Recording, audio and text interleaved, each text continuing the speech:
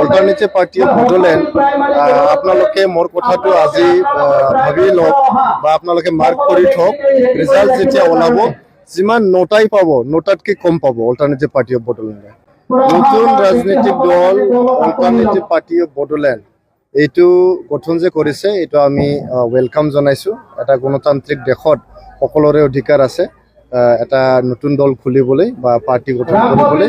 খালি পাৰ্টি গঠন কৰাই নহয়, কোনোবা যদি ব্যক্তিগতভাৱে গণতান্ত্ৰিক প্ৰক্ৰিয়াত অংশগ্ৰহণ কৰিব বিচাৰে, ইণ্ডিপেণ্ডেণ্টলি নিৰ্বাচনত নামিব বিচাৰে, তেতিয়াও তেখেতৰ অধিকাৰ আছে, ইণ্ডিভিজুৱেল ব্যক্তিৰ অধিকাৰ আছে। এইটোতো মানে কেইজনমান মিলি পেলাই পাৰ্টি গঠন কৰিছে।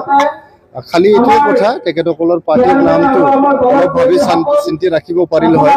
অল্টাৰনেটিভ পাৰ্টি ৰাখিছে, তাৰমানে যিবিলাক বেলেগ পাৰ্টিত নাই এইটো পাৰ্টিত মানে যাব লাগে তেনেকুৱা এটা কিবা দেখাইছে। কিন্তু চব ব্যক্তিটো এটা নহয় এটা পাৰ্টিত জড়িত হৈ আছে অলৰেডি, আজিলৈকে মানে ভোট দি আহিছে।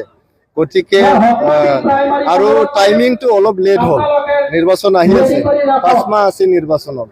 এতিয়াহে কেন্দ্ৰীয় কমিটি গঠন কৰিছে, কেতিয়া জিলা কমিটি গঠন কৰিব, কেতিয়া সমষ্টি পৰ্যায়ৰ কমিটি গঠন কৰিব, কেতিয়া প্ৰাইমেৰী গঠন কৰিব, কেতিয়া বুথ কমিটি গঠন কৰিব। কমিটি গঠন কৰোঁতে কৰোঁতে নিৰ্বাচন আহি গুচি যাব। গতিকে টাইমিংটো অলপ মানে বেয়া হ'ল, লেট হ'ল বুলি মই ভাবোঁ। আৰু যিহেতু গঠন কৰিছে মইতো ভাবোঁ ইয়াৰ কোনো প্ৰভাৱ নপৰিব। PPL বুলি নহয়, কোনো পাৰ্টিৰে প্ৰভাৱ নপৰে। অল্টাৰনেটিভ পাৰ্টি অফ বড়োলেণ্ড আপোনালোকে মোৰ কথাটো আজি ভাবি লওক বা আপোনালোকে মাৰ্ক কৰি থওক। ৰিজাল্ট যেতিয়া ওলাব যিমান নোটাই পাব নোটাতকে কম পাব অল্টাৰনেটিভ পাৰ্টি অফ বড়োলেণ্ডে।